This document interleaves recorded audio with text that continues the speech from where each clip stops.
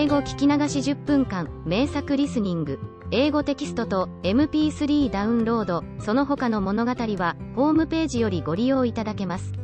88thpp.com 88thpp.com The mouse did not notice this question, but hurriedly went on, found it advisable to go with Edgar Atheling to meet William and offer him the crown. William's conduct at first was moderate. But the insolence of his Normans, "How are you getting on now, my dear?" It continued, turning to Alice as it spoke. "As wet as ever," said Alice in a melancholy tone, "it doesn't seem to dry me at all." "In that case," said the dodo solemnly, rising to its feet, "I move that the meeting adjourn, for the immediate adoption of more energetic remedies." "Speak English," said the eaglet. "I don't know the meaning of half those long words, and, what's more, I don't believe you do either." And the eaglet bent down its head to hide a smile. Some of the other birds tittered audibly. "What I was going to say," said the dodo in an offended tone, "was that the best thing to get us dry would be a caucus race." "What is a caucus race?" said Alice, not that she wanted much to know. But the dodo had paused as if it thought that somebody ought to speak, and no one else seemed inclined to say anything. "Why," said the dodo, "the best way to explain it is to do it. And, as you might like to try the thing yourself, some winter day, I will tell you how the dodo managed it. First it marked out a racecourse, in a sort of circle, the exact shape doesn't matter, it said, and then all the party were placed along the course, here and there. There was no 1, 2, 3, and away, but they began running when they liked, and left off when they liked, so that it was not easy to know when the race was over. However, when they had been running half an hour or so, and were quite dry again, the dodo suddenly called out, 'The race is over.' And they all crowded round it, panting, and asking, 'But who has won?' This question the dodo could not answer without a great deal of thought, and it sat for a long time with one finger pressed upon its forehead, the position in which you usually see Shakespeare, in the pictures of him, while the rest waited in silence. At last the dodo said, 'Everybody has won, and all must have prizes.' 'But who is to give the prizes?'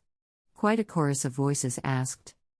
'Why, she, of course,' said the dodo, pointing to Alice with one finger, and the whole party at once crowded round her, calling out in a confused way, 'Prizes! Prizes!' Alice had no idea what to do, and in despair she put her hand in her pocket, and pulled out a box of comfits. Luckily the salt water had not got into it, and handed them round as prizes. There was exactly 1 apiece, all round. 'But she must have a prize herself, you know,' said the mouse. 'Of course,' the dodo replied very gravely. 'What else have you got in your pocket?' he went on, turning to Alice. 'Only a thimble,' said Alice sadly. 'Hand it over here,' said the dodo. Then they all crowded round her once more, while the dodo solemnly presented the thimble, saying, 'We beg your acceptance of this elegant thimble,' and, when it had finished this short speech, they all cheered. Alice thought the whole thing very absurd, but they all looked so grave that she did not dare to laugh, and, as she could not think of anything to say, she simply bowed, and took the thimble, looking as solemn as she could. The next thing was to eat the comfits. This caused some noise and confusion, as the large birds complained that they could not taste theirs, and the small ones choked and had to be patted on the back. However, it was over at last, and they sat down again in a ring and begged the mouse to tell them something more. 'You promised to tell me your history, you know,' said Alice, 'and why it is you hate C and D,' she added in a whisper, half afraid that it would be offended again. 'Mine is a long and a sad tale,' said the mouse, turning to Alice and sighing.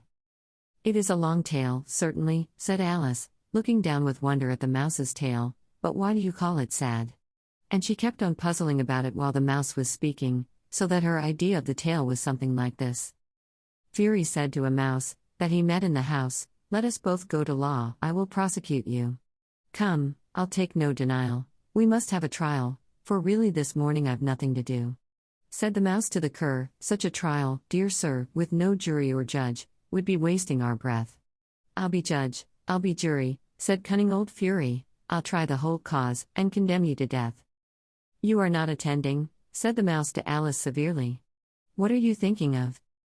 'I beg your pardon,' said Alice very humbly, 'you had got to the 5th bend, I think?' 'I had not,' cried the mouse, sharply and very angrily. Not," said Alice, always ready to make herself useful, and looking anxiously about her. "Oh, do let me help to undo it." "I shall do nothing of the sort," said the mouse, getting up and walking away. "You insult me by talking such nonsense." "I didn't mean it," pleaded poor Alice. "But you're so easily offended, you know." The mouse only growled in reply. "Please come back and finish your story," Alice called after it, and the others all joined in chorus, "Yes, please do." But the mouse only shook its head impatiently, and walked a little quicker. "What a pity it wouldn't stay," sighed the lory, as soon as it was quite out of sight, and an old crab took the opportunity of saying to her daughter, "Ah, my dear. Let this be a lesson to you never to lose your temper." "Hold your tongue, ma," said the young crab, a little snappishly. "You're enough to try the patience of an oyster." "I wish I had our Dinah here, I know I do," said Alice aloud, addressing nobody in particular. "She'd soon fetch it back." "And who is Dinah, if I might venture to ask the question?" said the lory. Alice replied eagerly, for she was always ready to talk about her pet. "Dinah's our cat. And she's such a capital one for catching mice you can't think. And oh, I wish you could see her after the birds. Why, she'll eat a little bird as soon as look at it." This speech caused a remarkable sensation among the party. Some of the birds hurried off at once. One old magpie began wrapping itself up very carefully, remarking, "I really must be getting home, the night air doesn't suit my throat." And a canary called out in a trembling voice to its children, "Come away, my dears. It's high time you were all in bed." On various pretexts they all moved off, and Alice was soon left alone. "I wish I hadn't mentioned Dinah," she said to herself in a melancholy tone. "Nobody seems to like her, down here, and I'm sure she's the best cat in the world. Oh, my dear Dinah. I wonder if I shall ever see you any more." And here poor Alice began to cry again, for she felt very lonely and low-spirited.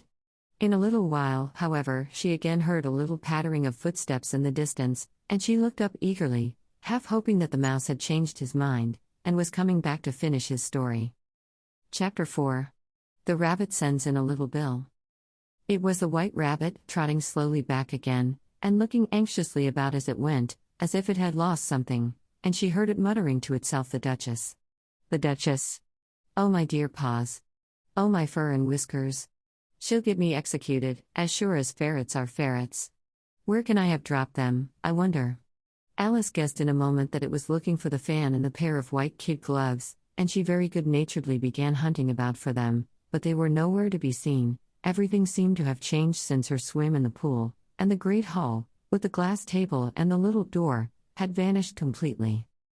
Very soon the rabbit noticed Alice, as she went hunting about, and called out to her in an angry tone, "Why, Marianne, what are you doing out here? Run home this moment, and fetch me a pair of gloves and a fan. Quick, now."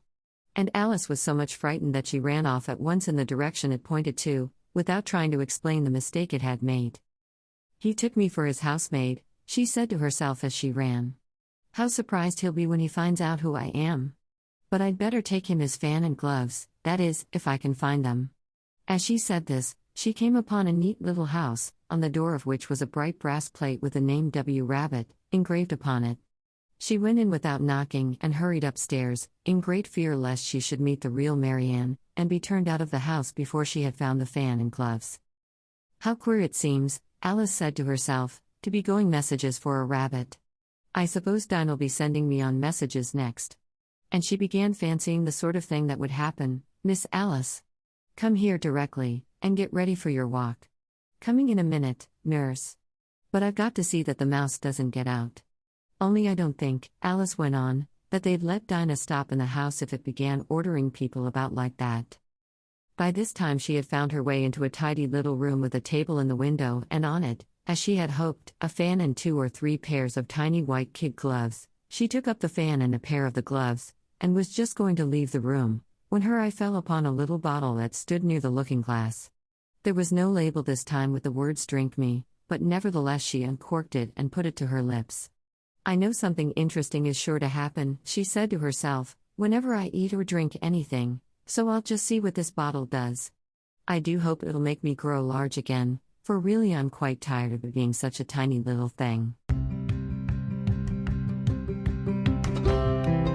英語聞き流し10分間、名作リスニング、英語テキストと MP3 ダウンロード、その他の物語は、ホームページよりご利用いただけます。